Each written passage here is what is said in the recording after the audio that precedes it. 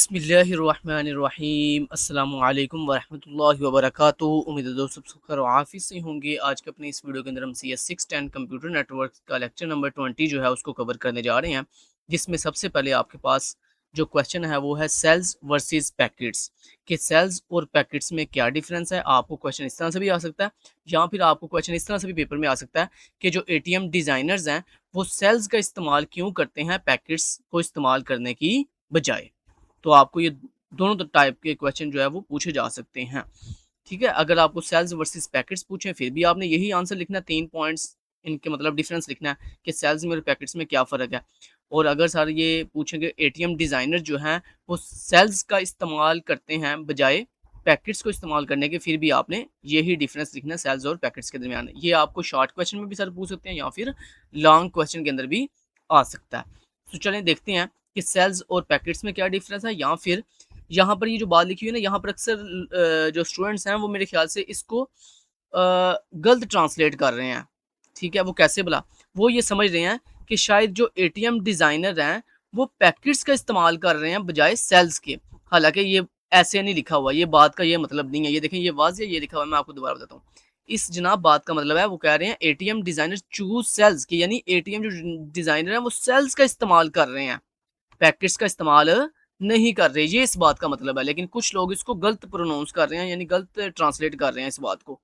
तो मैंने सिर्फ आपकी जो है ना वो आगाही के लिए ये बात कंफर्म की है कि जनाब यहाँ पर ये जो ATM डिज़ाइनर्स है ना वो सेल्स का इस्तेमाल कर रहे हैं बजाय पैकेट्स का इस्तेमाल करने के। तो चलें देखते हैं, अब इस बात को समझते हैं कि ATM डिज़ाइनर जो है वो सेल्स का इस्तेमाल ही क्यों करते हैं, पैकेट्स का इस्तेमाल क्यों नहीं करते। तो इसकी उन्होंने बताया कुछ रीजंस हैं। तो रीजन क्या है, पहली रीजन है, कहता है cells are not variable length and memory management for them is simpler. पहले ही पॉइंट के अंदर उसने सेल्स और पैकेट्स का डिफरेंस बता दिया। क्या भला, वो कहता है जो सेल्स होते हैं ना इनकी जो लेंथ होती है ना वो फिक्स होती है। वो क्या होती है, फिक्स होती है, जबकि जो पैकेट्स होती हैं उनकी लेंथ फिक्स नहीं होती। तो अगर आप इस क्वेश्चन का आंसर लिखोगे तो कैसे लिखोगे, आप इस तरह एक डिफरेंस लगाओगे, मतलब एक टेबल की फॉर्म के अंदर एक साइड पे लिखोगे सेल्स और दूसरी साइड पे आप लिखोगे पैकेट्स। सेल्स वाले बॉक्स में आप लिखोगे कि सेल्स की जो लेंथ होती है वो क्या होती है, फिक्स होती है, जबकि दूसरी तरफ आप पैकेट वाले बॉक्स में लिखोगे कि जो पैकेट्स होते हैं उनकी लेंथ फिक्स्ड नहीं होती, वो चेंज होती रहती है। ठीक है, ये पहला डिफरेंस होगा। दूसरा डिफरेंस आप ये लिखोगे कि सेल्स की चूंकि लेंथ सेम होती है, फिक्स होती है, इसलिए उनकी मेमोरी मैनेजमेंट करना भी बहुत ही सिंपल है, बहुत ही ईजी है। जबकि पैकेट्स की चूंकि लेंथ फिक्स नहीं होती, वो चेंज होती रहती है, इसलिए उनकी मेमोरी मैनेजमेंट करना भी बहुत ही कम्प्लेक्स है।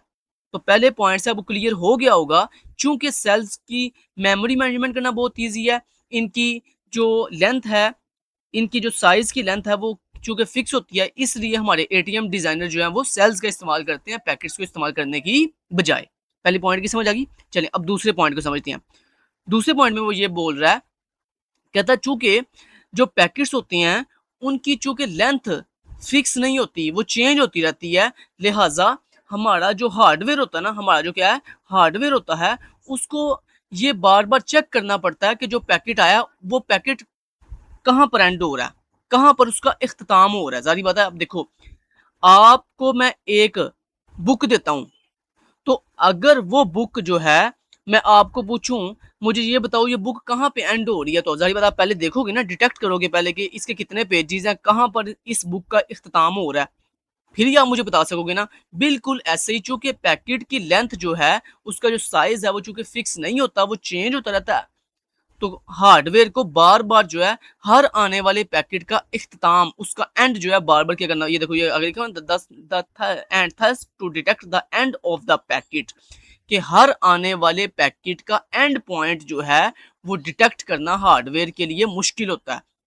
जबकि अगर हम सेल की बात करें, कहता with cells bits can adjust be counted as they arrive. चूंकि हमें पता है कि जो सेल का साइज होता है चूंकि वो फिक्स होता है, उसमें नंबर ऑफ बिट्स जो है वो फिक्स होती हैं, लिहाजा हार्डवेयर को आने वाले जो सेल्स हैं उनका इख्तिताम फाइंड करने की जरूरत नहीं होती। बस जैसे सेल आया उसमें नंबर ऑफ बिट्स को काउंट किया, जैसे बिट्स कंप्लीट हुई, चले जी पता लग गया, चलो जी हमारा सेल कंप्लीट हो गया, चलो जी इसको फॉरवर्ड कर दो। समझ आई बात की। तो ये दूसरा डिफरेंस है इस वजह से हमारे एटीएम डिजाइनर जो है वो सेल्स को प्रेफर करते हैं बजाय पैकेट्स के। तो पहला डिफरेंस हमने ये देखा था कि सेल्स की जो लेंथ होती है वो फिक्स होती है, जबकि पैकेट्स की लेंथ फिक्स नहीं होती। ये पहली रीजन हमने देखी।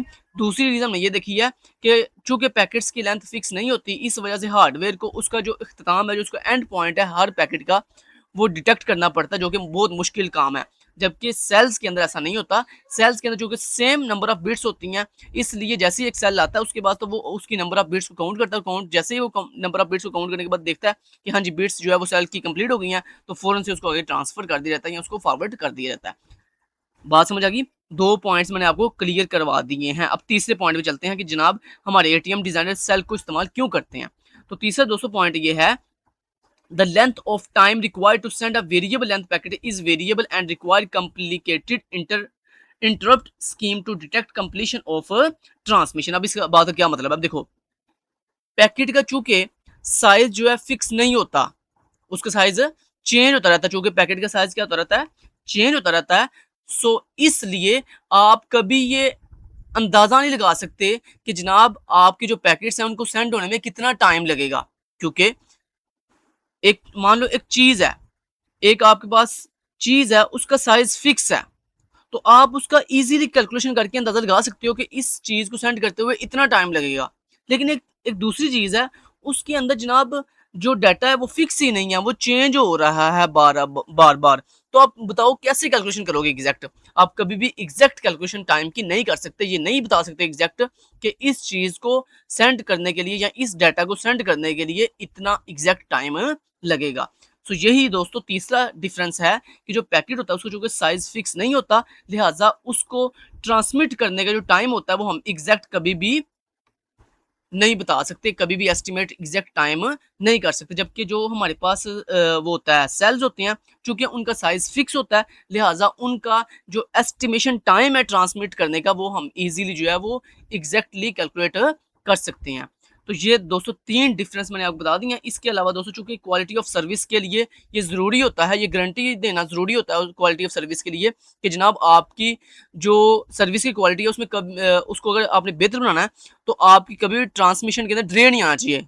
आपकी ट्रांसमिशन में कभी भी डिले नहीं आना चाहिए। तो दोस्तों अगला उसने जो डिफरेंस बताया वो ये बताया कि जो सेल्स होते हैं, चूंकि उनका साइज फिक्स होता है, लिहाजा उनके अंदर डिले कभी नहीं आता। जब डिले नहीं आएगा तो क्या होगा, हमारी सर्विस की जो क्वालिटी है वो बहुत ही अच्छी हो जाएगी। लेकिन जो पैकेट्स हैं उनका चूंकि साइज फिक्स नहीं होता, लिहाजा उनमें डिले आता रहता है। जब वो डिले आएगा तो उससे क्या होगा, हमारी सर्विस की क्वालिटी जो है वो इतनी अच्छी नहीं रहेगी। तो ये दोस्तों 3 से 4 वजूहात थी जिनकी बुनियाद पर हमारे जो एटीएम डिजाइनर्स हैं वो सेल्स का इस्तेमाल करते हैं बजाय पैकेट को इस्तेमाल करने के। समझ आ गई बात की? चलें जी, अब आगे दोस्तों ये इंपॉर्टेंट आपके 2 एमसीक्यूज हैं।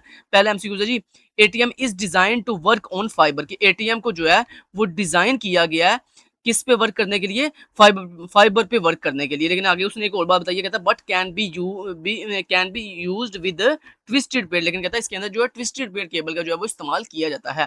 तो ये आपने इंपॉर्टेंट आपका एमसीक्यूज है कि एटीएम को डिजाइन किया गया है फाइबर पे वर्क करने के लिए, लेकिन इसके अंदर जो ट्विस्टेड पेड केबल का जो है वो इस्तेमाल किया जाता है। आगे जो दूसरा दोस्तों इंपॉर्टेंट आपका एमसीक्यूज है यहाँ पे बन रहा है, वो है जी ATM switch operates at OC3 speed 155 MB पर सेकंड और हायर। यानी वो कह रहा है जो एटीएम स्विच होते हैं ना, उनकी जो स्पीड होती है वो 155 MB पर सेकंड या इससे ज्यादा होती है, फिर ही वो ऑपरेट होते हैं, चलते हैं। तो ये 2 इंपॉर्टेंट एमसीक्यूज हैं, ये आपने अच्छे से तैयार कर लेने हैं। अच्छा जी, उसके बाद आपका यहाँ पर नेक्स्ट इंपॉर्टेंट पॉइंट यहाँ पर लिखा हुआ कहता है ATM is far more expensive than typical LAN hardware. कहता है जो लैन हार्डवेयर की बजाय हमारे पास जो एटीएम होता है वो ज्यादा एक्सपेंसिव होता है, ज्यादा महंगा होता है। तो ये भी आपका इंपॉर्टेंट एमसीक्यू बन सकता है कि बताओ जी जो एटीएम है वो किससे ज्यादा जो है वो एक्सपेंसिव होता है। तो आपने कहना लैन हार्डवेयर से। इसके अलावा यहाँ पे इंपॉर्टेंट एमसीक्यू ये आपका ये भी बन रहा है, कहता है sale tax consume 10% of network capacity. कहता है जो हमारे पास सेल होता है वो टैक्स कंज्यूम करता है कितना?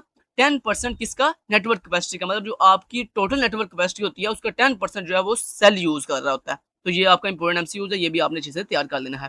उसके बाद यहाँ पे दोस्तों ब्रॉडकास्ट का बताया गया, और ये ब्रॉडकास्ट किसके बारे में बताया गया? एटीएम के अंदर। कहता है एटीएम के अंदर जो ब्रॉडकास्ट है वो इतना एफिशिएंट नहीं होता, वो इतना अच्छा नहीं होता। क्यों अच्छा नहीं होता? अगर दोस्तों आपको पूछा जाए ब्रॉडकास्ट इन एटीएम, तो आपने ये डेफिनेशन लिख देनी है। अब मैं इसको समझा देता हूँ आपको। वो कह रहे हैं जी ब्रॉडकास्ट इन इनएफिशिएंट। अभी वो कहाँ बात कर रहा है? इनएफिशिएंट का मतलब होता है इतना अच्छा नहीं है, इतना कारआमद नहीं है। कहाँ पर? एटीएम के अंदर। यानी एटीएम के अंदर कहता है ब्रॉडकास्ट इतना अच्छा काम नहीं करता, इतना अच्छा वर्क नहीं करता। अब आपको पहले ये पता होगा कि ब्रॉडकास्ट होता क्या है दोस्तों? ब्रॉडकास्ट बेसिकली ये होता है कि एक ही सेम मैसेज को नेटवर्क में मौजूद तमाम कनेक्टेड कंप्यूटर को फॉरवर्ड करना ब्रॉडकास्ट कहलाता है। जैसे आप कहते हैं ना ये चीज़ ब्रॉडकास्ट हो रही है, ब्रॉडकास्ट किसे कहते हैं? मतलब ये चीज़ तमाम डिवाइसेस पे सेंड की जा रही है। दिस इज़ अ ब्रॉडकास्ट, ठीक है? तो ये होता है ब्रॉडकास्ट। अब वो कह रहा है एटीएम के अंदर ब्रॉडकास्ट इतना अच्छा काम नहीं करता। क्यों अच्छा काम नहीं करता? क्योंकि दोस्तों एटीएम के अंदर जो है जब आप ब्रॉडकास्टिंग करते हो ना, तो वो ब्रॉडकास्टिंग जो है नेटवर्क में मौजूद एटीएम नेटवर्क में मौजूद तमाम कंप्यूटर्स तक फॉरवर्ड नहीं होती। बल्कि अगर हमने एटीएम के अंदर ब्रॉडकास्टिंग करनी होती है ना, तो हमें क्या करना पड़ता है? हमें जनाब उसके लिए अपना जो सेम मैसेज है वो ईच कंप्यूटर को सेपरेटली सेंड करना पड़ता है। क्या करना पड़ता है? एटीएम के अंदर ब्रॉडकास्टिंग अच्छी इसलिए नहीं है क्योंकि हमने अगर एटीएम के अंदर ब्रॉडकास्टिंग करनी हो तो हमें अपना सेम मैसेज जो हमने अपने तमाम कंप्यूटर तक पहुंचाना है, उन तमाम कंप्यूटर्स को सेपरेटली मतलब अलग अलग हर कंप्यूटर को हमें मैसेज सेंड करना पड़ता है, जो कि बहुत ज़्यादा टाइम कंज्यूमिंग है। इसलिए एटीएम के अंदर कहता है ब्रॉडकास्टिंग इतनी अच्छी नहीं होती।